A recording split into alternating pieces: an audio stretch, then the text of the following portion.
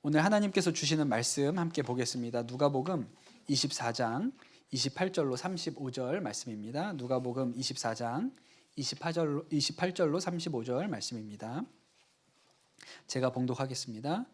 두 길소는 자기들이 가려고 하는 마을에 가까이 이르렀다.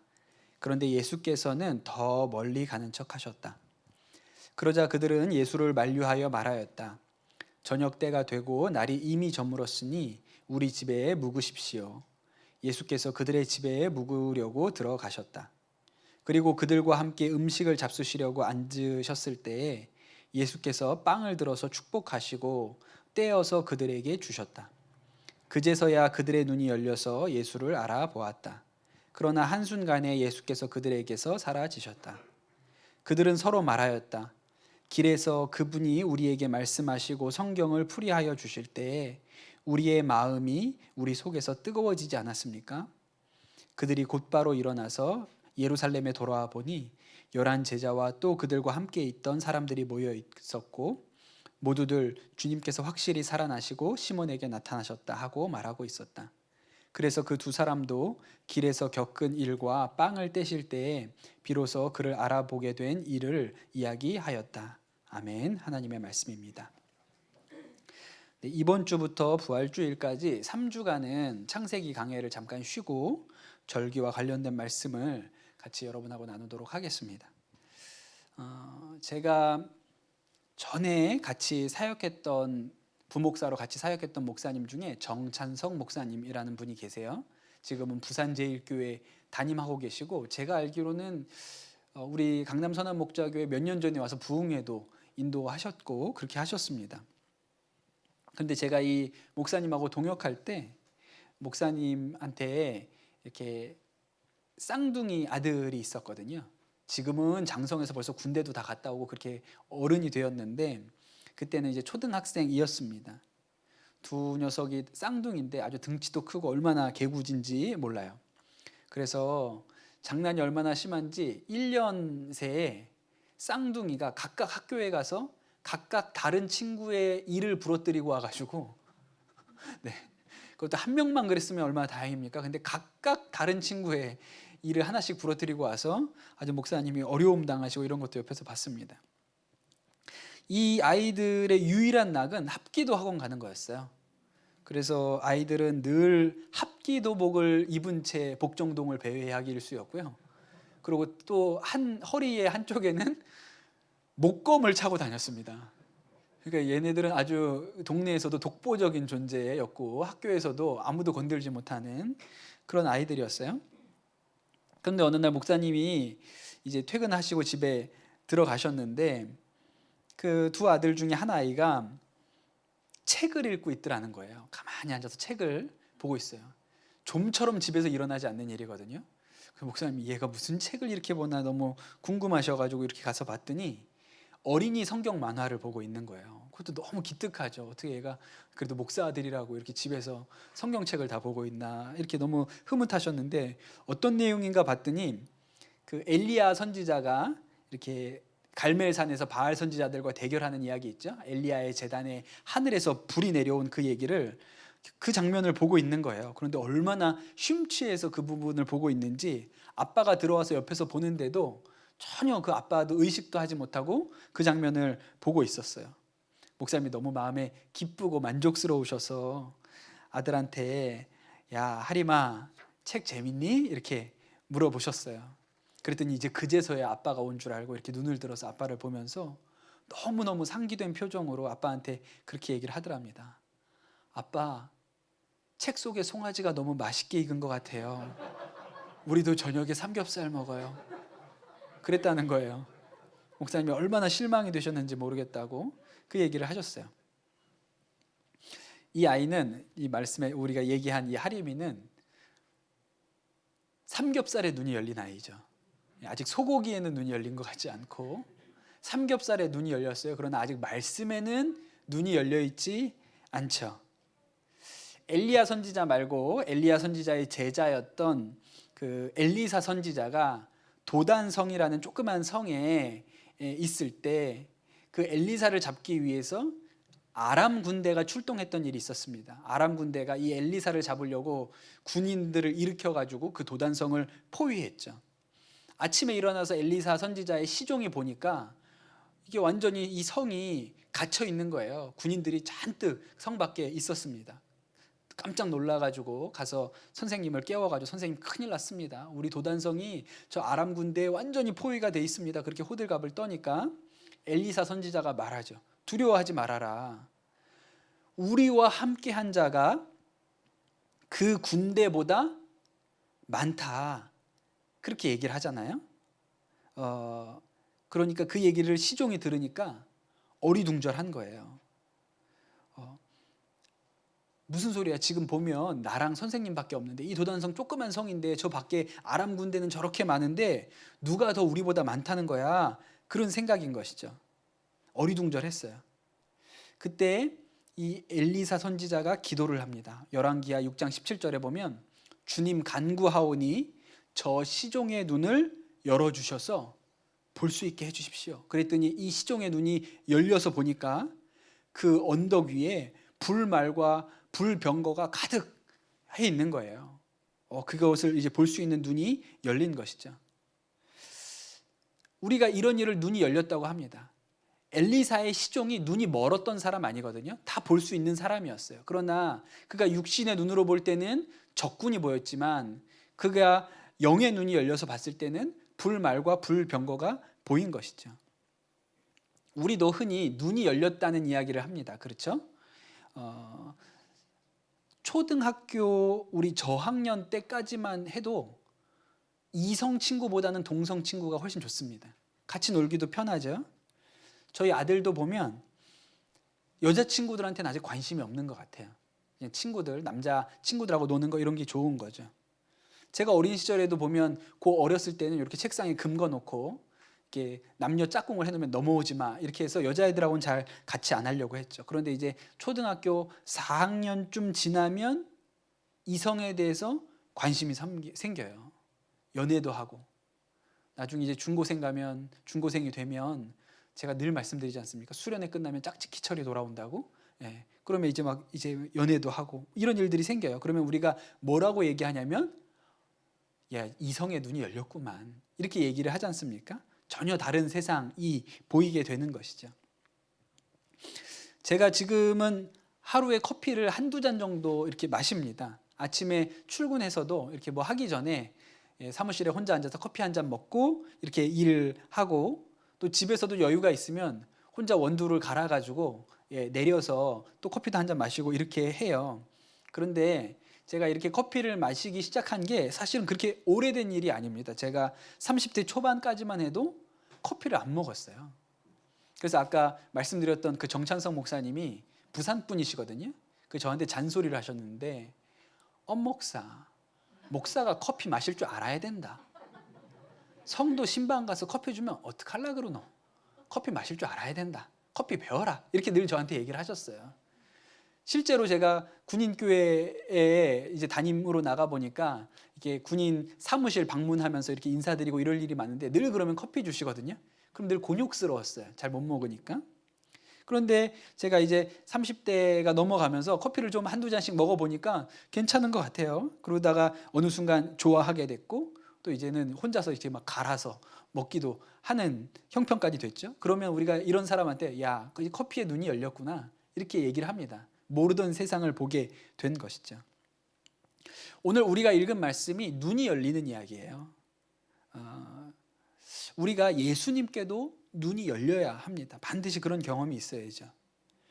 성경을 읽어보면 예수님께서 십자가를 지시기 전까지 제자들하고 3년 동안을 같이 다니셨는데도 불구하고 제자들의 눈이 열리지가 않았습니다. 예수님께서 이전부터 당신이 이제 고난당할 것에 대해서 여러 번 얘기를 하셨거든요. 그런데 이 일에 대해서 제자들이 전혀 이해를 못하지요. 그리고 제자들의 관심은 누가 예수님의 제일 측근이냐. 그래서 어머니가 와가지고 우리 아들 중에 하나는 예수님 우편에 하나는 좌편에 좀 앉게 해주십시오 이렇게 하는 일도 있었고, 예수님께서 마지막 식사를 하시기 전에 제사들끼리 뭘 가지고 다퉜냐면 누가 제일 높은 사람이냐, 우리 중에 누가 대장이냐 이런 걸 가지고 제자들이 싸우고 있었으니까 예수님 보실 때는 답답한 거예요. 야, 이게 이 아이들이 이렇게 모르는구나, 이런 생각이 드셨죠. 예수님께서 예루살렘에 올라가셔서 고난 당하시기 전에, 십자가를 지시기 전에 마지막으로 행하신 기적이 뭐냐면 여리고에서 소경의 눈을 뜨게 해주신 거예요. 그 소경의 이름을 우리가 바디메오라고 알고 있습니다. 이게 왜 마지막 이적일까? 예수님이 행하신 마지막 기적이 소경의 눈을 뜨게 하신 일일까? 생각해 보면 다른 메시지가 있어요. 지금은 진짜 눈을 떠야 할 때라는 거예요. 예수님이 예루살렘에 올라가셔서 고난당하실 텐데 지금은 눈을 떠야 할 때다라는 것을 상징적으로 보여주시려고 마지막 기적으로 바디메오의 눈을 뜨게 해주신 것이죠. 오늘 우리가 읽은 이 말씀은 예수님이 십자가를 지시고 사흘 만에 부활하시고 그 뒤의 이야기입니다. 여기에도 보면 눈이 아직 열리지 않은 두 사람이 나옵니다. 이름은 나오지 않고 두 제자라고 나오는데 그들은 예루살렘에서 일어났던 일에 대해서 잘 알고 있었습니다. 예수님께서 십자가에 죽으셨고 사흘 만에 사흘이 지나서 이제 여인들이 그 예수님의 무덤에 가봤더니 무덤이 비어 있었다. 그 모든 일을 다 듣고 알고 있었던 사람이에요. 그런데 이 두 사람이 예루살렘을 떠나서 엠마오라는 마을로 가고 있었습니다. 예루살렘에서 엠마오는 한 10km 정도 떨어진 그런 조그만 마을이었어요. 아마 제 생각에 이 두 제자가 예루살렘이라 그러면 이제 신물이 난 것 같아요. 자신들이 그렇게 사랑하던 선생님이 그 예루살렘에서 십자가에 매달려서 돌아가셨고 또 그 예수님의 시신은 사라져 버렸다고 그러고 그러니 더 이상 그들이 여기 있지 말자. 우리가 좀 며칠이라도 여길 좀 떠나 있자. 그런 생각이 들어서 두 제자가 엠마오로 가는 길이었죠. 그런데 여러분 이 두 제자가 그 엠마오로 가고 있을 때 예수님이 그 두 제자를 찾아오셨습니다. 성경이 뭐라고 기록하냐면 누가복음 24장 16절에 그러나 그들은 눈이 가려져서 예수를 알아보지 못하였다. 이렇게 기록해요. 예수님인데 그들이 3년을 예수님과 동행했지 않습니까? 같이 다녔어요. 그런데 예수님이 부활하셔서 찾아오셨는데 예수님을 못 알아봤다고 기록합니다. 성경이. 예수님이 부활하셨을 거라고는 꿈에도 생각을 안 한 거예요. 그리고 그들이 왜 이렇게 낙심해서 엠마오로 가고 있는지를 예수님한테 다 이야기를 했어요. 그랬더니 예수님께서 그 얘기를 듣고 아주 답답하게 생각하시면서 두세 사람에게 예수님께서 하셨던 말씀들과 또 선지자들이 한 이야기를 이렇게 설명해 주셨어요. 그리고 그러다가 이제 엠마오에 딱 도착을 하게 된 거죠. 오늘 우리가 읽은 말씀은 바로 그 엠마오에 도착한 바로 그 부분입니다. 이제 엠마오에 도착했으니까 이 사람들은 엠마오에 들어가고 예수님은 이제 길을 더 가시려고 하는 순간에 이 두 제자가 예수님을 붙듭니다. 해도 졌는데 우리랑 같이 가서 여기서 주무시고 가시죠. 왜냐하면 오면서 이 예수님이 해주신 얘기가 너무 좋았던 거예요. 그래서 오늘 우리랑 주무시고 가시죠. 그랬더니 예수님이 같이 그 마을로 들어가셔서 그 저녁에 이 두 제자와 함께 식사를 하셨어요. 그리고 식사 중에 떡을 떼어서 두 제자에게 주셨습니다. 마치 예수님께서 마지막으로 제자들하고 식사하실 때 떡을 떼어서 주시고 또 포도주 잔을 돌리시고 축복하면서 주셨던 것과 같이 똑같이 하셨던 거예요. 그제서야 이 두 제자의 눈이 열려서 와, 이분이 예수님이시구나. 부활하신 예수님이 지금 우리와 함께 하시구나. 이것이 깨달아졌다고 성경이 기록하고 있습니다. 31절에 보면 그제서야 그들의 눈이 열려서 예수를 알아보았다. 그렇게 성경이 기록하고 있죠. 그리고 나서 예수님은 사라지셨는데 그리고 두 사람이 하는 이야기가 뭐냐면 길에서 그분이 우리에게 말씀하시고 성경을 풀이해 주실 때 우리 마음이 뜨겁지 않았습니까? 그렇게 둘이 이야기를 한 거예요. 그리고 나서 이 두 제자가 예루살렘으로 돌아가서 예수님의 부활하신 소식을 이제 다른 제자들에게도 알려주게 되죠. 저는 우리의 모습이 오늘 우리가 신앙생활하는 우리의 모습이 이 엠마오로 가고 있었던 두 제자와 크게 다르지 않다 그런 마음이 듭니다. 그들도 예수님이 부활하셨다는 얘기를 들었어요. 알고 있었죠.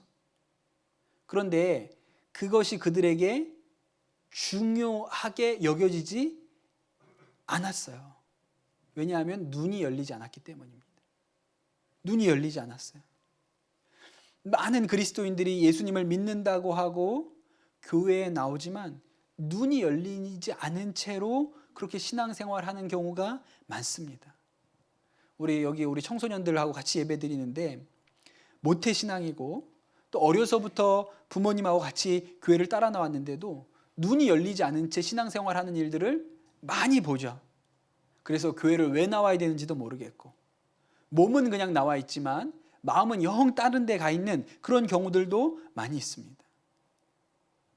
눈이 열리지 않으니까 정말 중요한 게 무엇인지도 깨닫지 못해요. 예배는 드리는데 우리 초등학생들 보면 예배 드리는 이유는 예배 잘 드리고 나면 게임을 30분 더 할 수 있기 때문에 뭐가 진짜 중요한지 잘 모르는 거예요. 그런 마음으로 예배를 드리죠. 또 우리 청소년들은 예배 드리면서도 성적이나 공부나 아니면 또 다른 친구들과의 만남이나 이런 게 더 중요하게 여겨지기도 해요.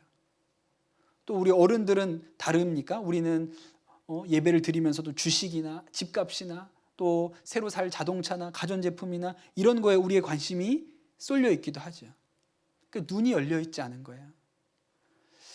우리가 이 사순절을 지내면서 하나님이 우리에게 주시는 말씀은 지금이 눈을 떠야 할 때다. 지금 우리의 눈이 열려야 한다. 그렇게 말씀하고 계신 것이죠. 오늘 우리가 이 말씀을 읽으면서 좀 이해 안 되는 것 중에 하나가 이런 겁니다. 제자라는 사람들이 3년 동안이나 예수님하고 동행했는데 부활하신 예수님이 오셔가지고 같이 옆에서 길을 걸으면서 말씀을 해주시는데 어떻게 예수님인 줄 못 알아볼까? 예수님이 그 사흘 동안 쌍꺼풀 수술을 하신 것도 아니고 뭐 머리를 새롭게 하신 것도 아닌데 어떻게 이걸 못 알아보지? 이런 생각들을 말씀을 읽으면서 하실 수 있어요. 그런데 여러분, 그게 우리 모습 아닙니까? 우리도 예수님이 어디 계시냐 그러면 예수님이 우리 안에 계세요. 이렇게 얘기하죠. 우리도 예수님과 동행한다고 얘기합니다. 엠마오 가는 길에 두 제자와 예수님이 동행하셨던 것처럼 우리도 예수님과 동행한다고 해요. 그런데 전혀 예수님을 의식하지 않고 그냥 내 마음대로 행동하고 결정하는 일이 얼마나 많습니까? 마치 예수님이 옆에 하셔서 말씀하시는데도 그분이 예수님이 모르는 제자나 예수님이 나와 함께 하시고 내 안에 계신다고 말하면서도 예수님을 의식하지 못하는 나나 무슨 차이가 있겠어요? 큰 차이가 없는 것이죠. 그러니 엠마오로 가는 제자들과 사실은 우리의 형편이 크게 다르지 않은 것입니다. 그런데 여러분, 눈이 열리면, 진짜로 눈이 열리면 그렇게 살지 않는다는 거예요. 천정은 자매라는 분이 계세요.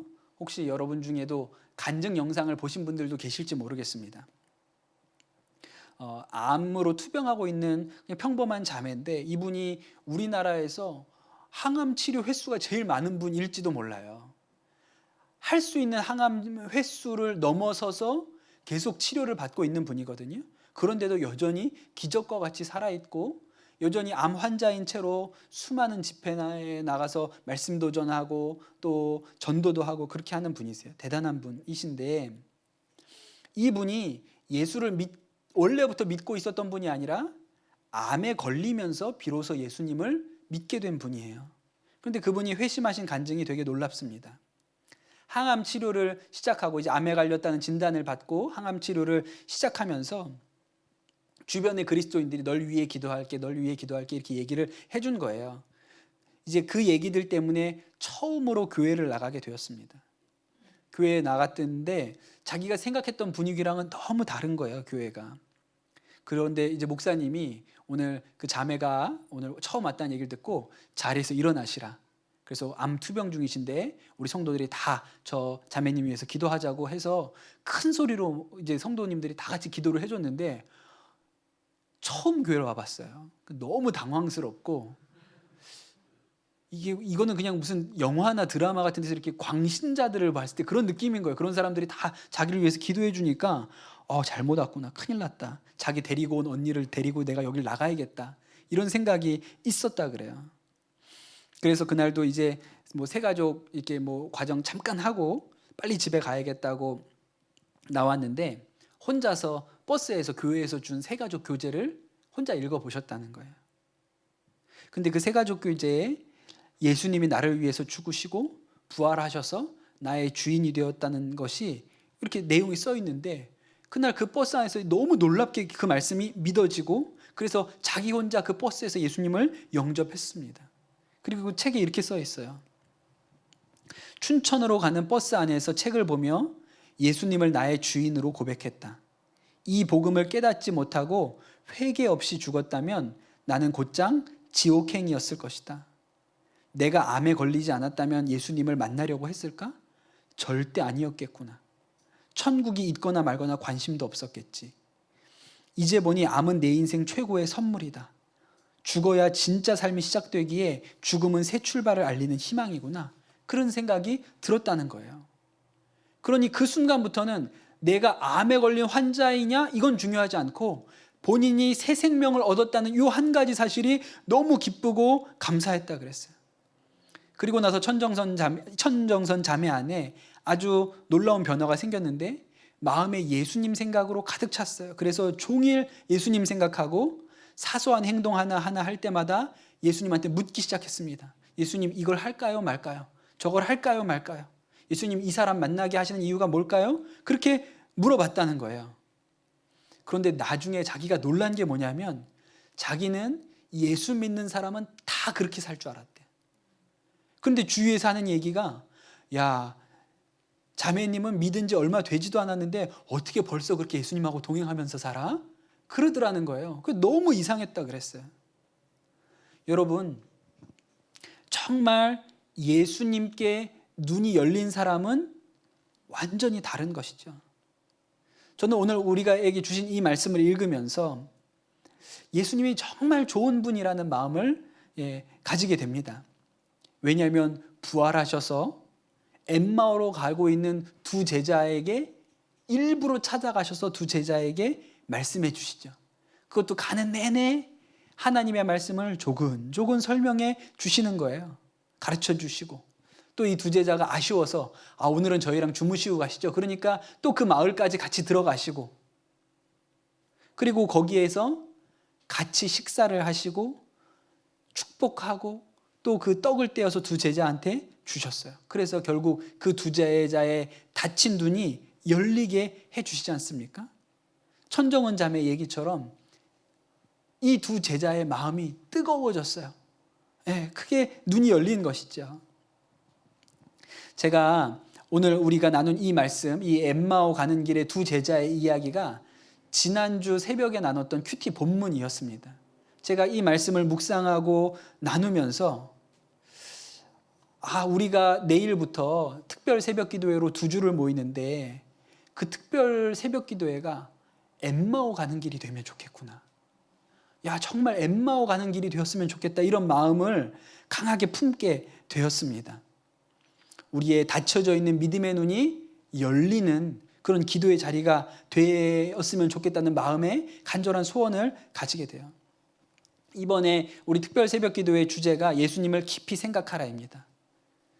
제자들이 예수님과 함께 걸으면서 예수님께서 하나님의 말씀을 이렇게 전해주실 때 마음이 뜨거워졌다 그랬잖아요. 우리에게도 그런 일이 일어날 수 있는 것이죠. 우리가 2주간 이 새벽 기도에 나올 때 하나님의 말씀을 들을 때마다 우리의 심령이 뜨거워지는 은혜가 있으면 좋겠다. 그런 마음에 간절한 소원을 가지게 되고, 또 한 가지는 예수님께서 떡을 떼어 축사하셔서 제자들에게 주실 때 비로소 그들의 눈이 열렸다는 이 말씀을 읽을 때도 저는 좀 마음에 이렇게 충격을 받았어요. 왜냐하면 우리가 코로나 때문에 성찬 받지 못한 지가 벌써 2년이 넘었습니다. 2년 동안 성찬식을 못했죠. 그런데 이번 성금요일에 좀 성찬을 해야겠다, 성찬을 하고 싶다는 마음의 소원이 있었는데 여전히 상황적으로 좀 불안불안하니까 제 마음 가운데는 해야 되나 말아야 되나 해야 되나 말아야 되나 이런 생각이 있었어요. 그런데 저는 이 말씀을 붙들면서 하나님께서 이 일 가운데도 우리를 인도해 주시는구나 라는 마음을 가지게 돼요.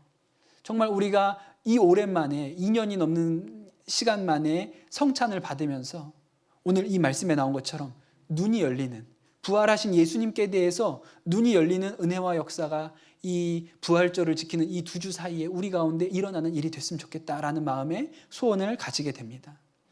사랑하는 우리 강남 선한목자교회 성도 여러분, 우리 다 같이 엠마오 가는 길에서 만나게 되기를 예수님의 이름으로 축복합니다. 특별 새벽 기도회는 제가 특별해가지고 특별한 게 아니고요. 여러분이 나오시면 특별해지는 겁니다. 그래서 특별 새벽 기도회예요. 온라인으로도 좋고 또 오프라인으로 좋고, 우리가 이 시간이 엠마오 가는 길이구나, 이 제자들이 예수님을 만났던 그 길 가운데 우리도 서는구나 라고 여러분 마음의 믿음을 가지고 우리가 이 새벽 기도회에 같이 모여서 정말 우리의 눈이 열리는 은혜와 역사를 여러분 경험하시기를 예수님의 이름으로 축복합니다. 우리 같이 이 시간 기도합시다. 주님 감사합니다. 우리가 사순절 지나가면서 간절히 마음에 소원하는 것은 우리 믿음의 눈이 열리게 하여 주시옵소서. 우리가 예수님과 동행하면서도 예수님을 알아보지 못하고 있지는 않습니까? 하나님, 이번 사순절 특별 새벽 기도에 우리가 주의 말씀을 들으면서 눈이 열리게 하여 주시고 우리 심령이 다시금 뜨거워지는 은혜와 역사가 있게 하여 주옵소서.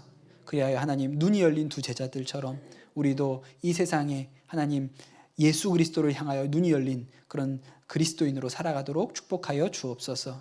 감사합니다. 모든 말씀 예수님 이름으로 기도드립니다. 아멘.